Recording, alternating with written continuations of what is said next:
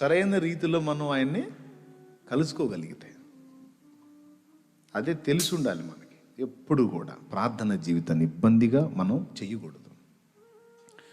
అది తప్పనిసరి, చేయకపోతే నష్టమైద్ది అని ఉండకూడదు నీ మనసులో. మరి ఏముండాలన్నా, ఏముండాలంటే అసలు అది ప్రార్థన చేయకుండా, ఆయనతో మాట్లాడకుండా అసలు ఎట్లా నాకు రోజు గడిచిద్ది? అసలు నా ప్రాణప్రియునితో మాట్లాడుకోకుండా అమ్మో ఆయన కలుసు, దానికంటే చచ్చిపోయింది మేలు కదా. నాకు మరణం కంటే కూడా బాధ కలిగించిద్ది ఆయన నుండి ఎడబాటు. అది దానియేలు మాట. భోగాల్లో లేడు, సుఖాలలో లేడు, ఆనందకరమైన విలాసాల్లో లేడు దానియేలు. తన జనులను గురించి, తమ వారి బానిస బ్రతుకులను గురించి కన్నీరు మున్నీరులో ఉన్నాడు, కన్నీరు మున్నీరై ఉన్నాడు. అయినా దేవుడు అంటే ప్రేమ. మరి అంతసేటు దేవుడిని ప్రేమించే దానియేలంటే దేవుడికి ఏమన్నాడు? బా గాబ్రియల్ వచ్చి తన మాటగా చెప్పాడా, దేవుని మాటగా చెప్పాడా? దేవునికి స్తోత్రం కలుగును గాక. దానియేలు చాలామందిని గురించి నేను ఆయన మాట్లాడటం విన్నా కానయ్యా, నీ గురించి ప్రత్యేకంగా మాట్లాడతాడు. నీవు బహుప్రియుడువయ్యా ఆయనకి.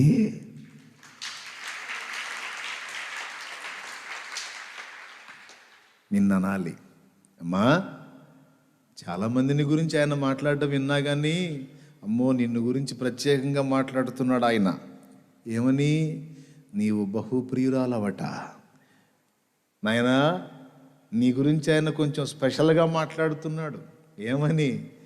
నీవు ఆయనకు బహుప్రియుడవట, ఆయనకి ఇష్టమైన వాడవట చెప్తున్నాడు. నీ దగ్గర నుండి అట్లా విన్నపం వస్తే చాలు, గాబ్రియల్ వెళ్ళంటాడు. ఎంత స్పీడ్ చేశాడు అనుకున్నా? దానియేలు నీవు బహుప్రియుడు. ఎవరికయ్యా? గాబ్రియల్ గారు మీకా? నాకు కాదయ్యా, నాకు ప్రియుడు వేలే. నాకు నువ్వు ప్రియుడు అయినా కాకపోయినా అది గొప్ప సంగతి కాదులే, కానీ అవ్వాల్సినోడికి అయ్యావులే. దేవునికి స్తోత్రం. హల్లెలూయా, హల్లెలూయా. అవ్వాల్సిన వానికి అయ్యావు. ఎవరైనా ప్రభు, ఎంత ధన్యత! ఎందుకు వచ్చింది? ఆయనతో కలిసి మాట్లాడకుండా దానియేలుకు రోజు గడవదు. మీకు ఎలా ఉంది? ప్రార్థన చేయకపోతే అమ్మో ఏమన్నా అయితే ఏమైనా భయంగా ఉందా? ఏదో నేను నష్టపోయాను, ఈరోజు ఏదో లాస్ అయిపోయాను, ఏదో నేను కోల్పోయాను అన్న భావన కలుగుతుందా? కోల్పోయానన్న భావన కలుగుతుందా? అయితే నువ్వు లైన్లో ఉన్నావు. అమ్మో చేయలేదు, ఇవాళ ఏమైద్దో, ఏమో సాధనలు వస్తాయో అనిపిస్తుందా? అయితే బానిసగానే ఉన్నాను. ఒకరోజు ఒక పూట ప్రేయర్ మిస్ అయితే, నేను లాస్ అయ్యాను, నేను మిస్ అయ్యాను అన్న భావన నీకు కలిగితే రైట్, నువ్వు కరెక్ట్గానే ఉన్నావు. దేవుని స్తోత్రం కలుగును గాక. హల్లెలూయా. నీ మనసు కరెక్ట్గానే పనిచేస్తుంది. అంతే ఉందా? ఈరోజు ఆయన కలుసుకోలేదు, ఏమనుకుంటున్నాడో ఏమో అనిపించాలి. అసలు అట్లా కూడా కాదు. ఎట్లా ఉండగలవు నువ్వు అసలు? ప్రార్థన నీకు ఒక ఇబ్బందికరమైన విషయం కాకూడదు. దేవుని కొరకు చేసే విషయంలో కూడా ఇది చేయకపోతే నాకేమన్నా అయిద్దేమో, నాకు వచ్చిన దానిలో ఇవ్వకపోతే ఏమన్నా అయిద్దేమో అని ఎప్పుడు ఇవ్వద్దు. అసలు నాదంతా ఎవరిది? ఎవరు పెట్టిన భిక్ష? నేను ఇది కలిగి ఉన్నాను అంటే ఎవరిచ్చిన దానం? ఆయన పెట్టిన అన్నం, ఆయన ఇచ్చిన వస్త్రం, ఆయన ఇచ్చిన ప్రాణం, ఆయన ఇచ్చిన దేహం, ఆయన ఇచ్చిన జీవితం ఆయనది కదా. నా సొంతమైనట్టు, నాదన్నట్టు నేను ఎందుకు దీని విషయంలో స్వార్థంగా వ్యవహరించాలి? అయ్యా, నీకంటే నాకు ఎక్కువే ఉందయ్యా. ఈ వెండి నాకు ఎక్కువ, ఈ బంగారం నాకు ఎక్కువ, ఈ డబ్బు నాకు ఎక్కువ, ఇదంతా నువ్వు ఇచ్చిందేగా. నీకే స్తోత్రం. నీ కొరకు చేయుటలో, నీకు ఇచ్చుటలో నేను ఎప్పుడూ వెనుతీయనయ్యా. నీకు చాలా ఇవ్వాలయ్యా. నేను నా సర్వస్వం నీ కోసం ఇచ్చేయాలయ్యా. యేసయ్యా, ఎందుకు తెలుసా? నీకోసం ఒక్క రక్తపు చుక్క కూడా ఉంచుకోలేదయ్యా. అంతా నా కోసమే నీళ్ళను కార్చావు. పరిశుద్ధ రక్తం, దానికి నేనేమి ఇవ్వగలనయ్యా? కాబట్టి ఇయ్యకపోతే ఉన్న ఇద్దేమో అని కాదయ్యా, ఇయ్యకపోతే ఆశీర్వదించడేమో అని ఆశీర్వాదాన్ని ఆశించి ఇవ్వటం కాదయ్యా. ఆల్రెడీ ఆశీర్వదించే ఇచ్చావు. నీకోసం ఇది వాడబట్టం కంటే ఇంకా శ్రేష్టమైనది ఏముందయ్యా? స్తోత్రం, హల్లెలూయా అనే మనసుతో ఇచ్చుటని ఉత్సాహముగా ఇచ్చుట అంటారు. నిండు మనసుతో ఆయనను ప్రేమించి ఇచ్చుట. దేనికంటే కూడా ఏది నీకంటే ఎక్కువ కాదయ్యా నాకు, నా ప్రాణంతో సహా. అంతే. ప్రార్థించిన అంతే మాట్లాడాలి దేవునితో. దేవుని కొరకు ఇచ్చిన అంతే చేయాలి. ఏది చేసినా ఆయన్ని ఇలాగ గుర్తించి చేయాలి. అప్పుడు నువ్వు ఇట్లా చేయగానే వెంటనే రికార్డ్ అయిపోతుంది అక్కడ. దేవునికి స్తోత్రం కలుగును గాక. నిన్ను మనుషులు గుర్తించకపోని, పట్టించుకోపోని, నిన్ను గురించి ఘనపరిచి మాట్లాడకపోని, చూసేవాడు చూశాడు, రాసే దగ్గర రాశాడు, చేసే కార్యం చేస్తాడు.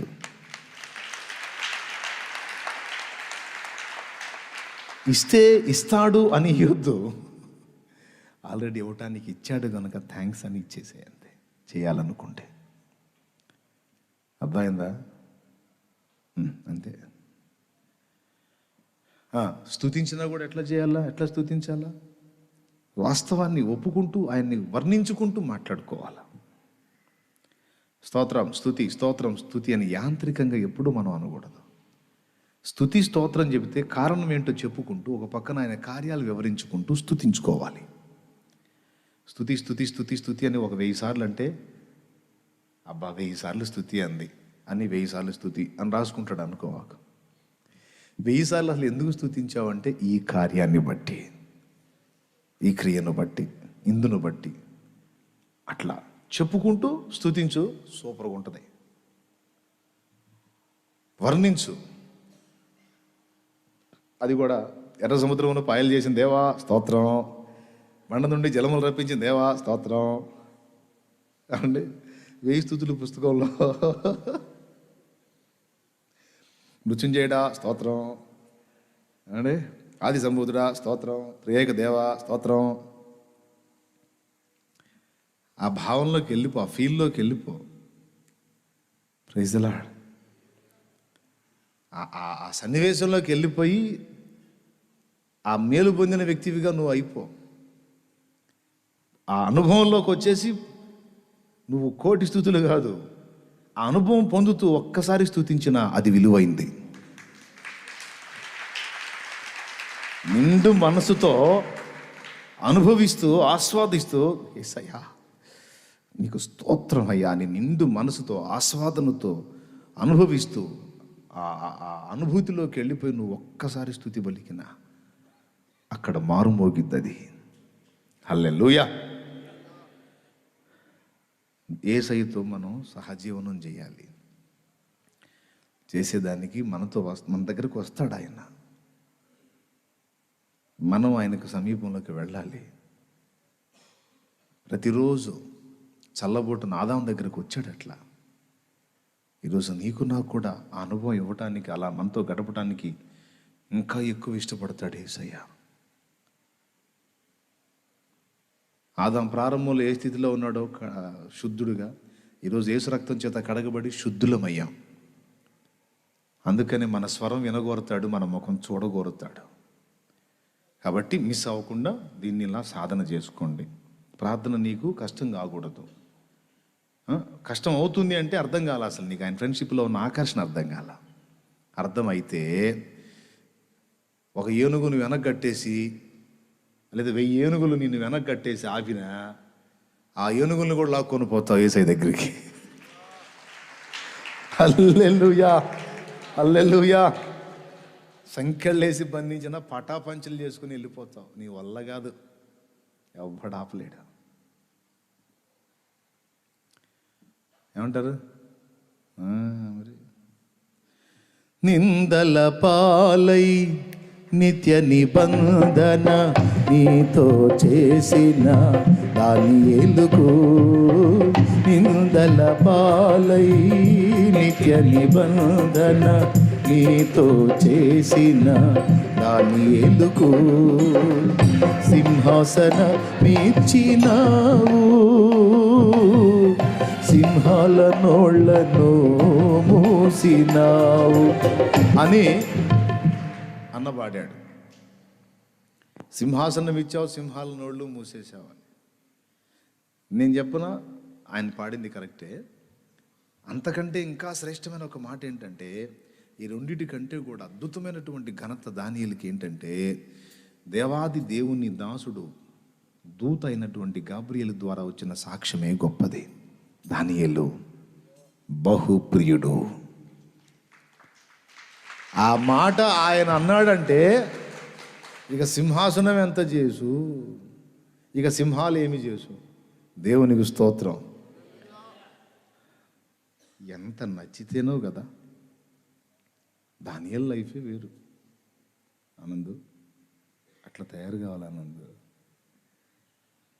అసలు నిజంగా ఆ అనుభవంలోకి పోతే ఆ జీవితం అప్పుడు తమ్ముడు భక్తిలో పరిమళం ఉండేది.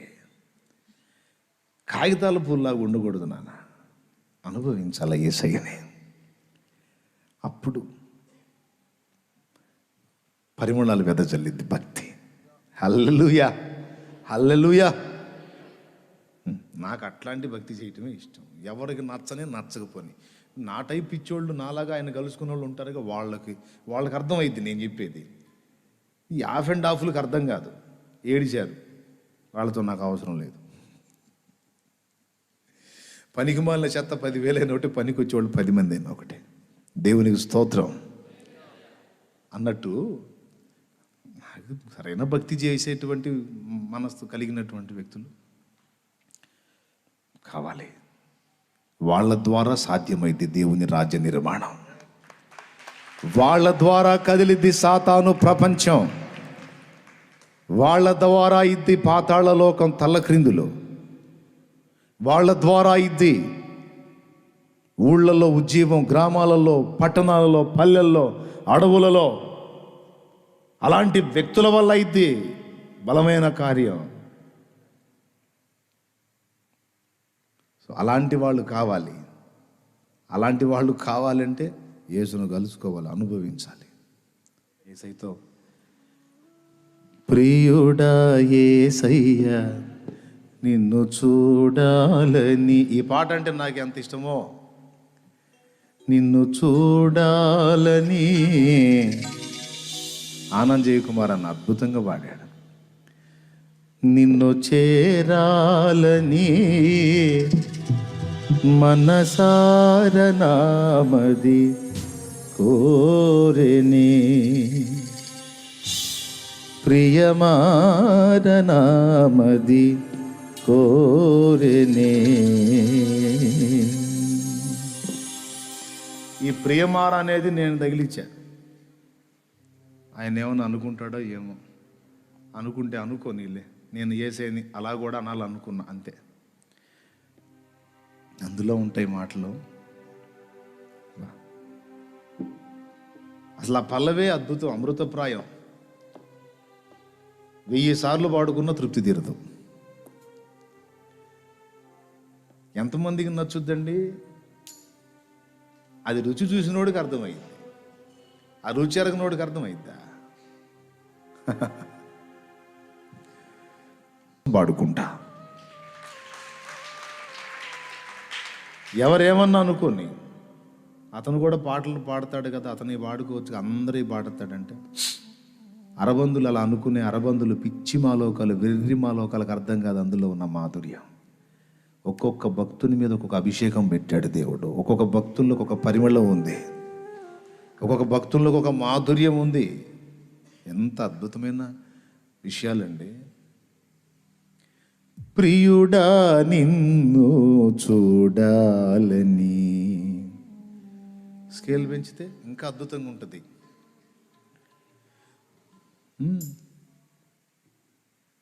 ప్రియుడా నిన్ను చూడాలని, ప్రియని వలెనే మారాలని, ప్రియతమానకాంక్ష తీరాలని, ప్రియమారనామది కోరెనే, ప్రియమారనామది కోరెనే. యేసయ్యా నా ప్రియా, ఎప్పుడో నిరాకడ సమయం, ఎప్పుడో నిరాకడ సమయం. యేసయ్యా నా ప్రియా, ఎప్పుడో నిరాకడ సమయం, ఎప్పుడో నిరాకడ సమయం. యేసయ్యా నా ప్రియా.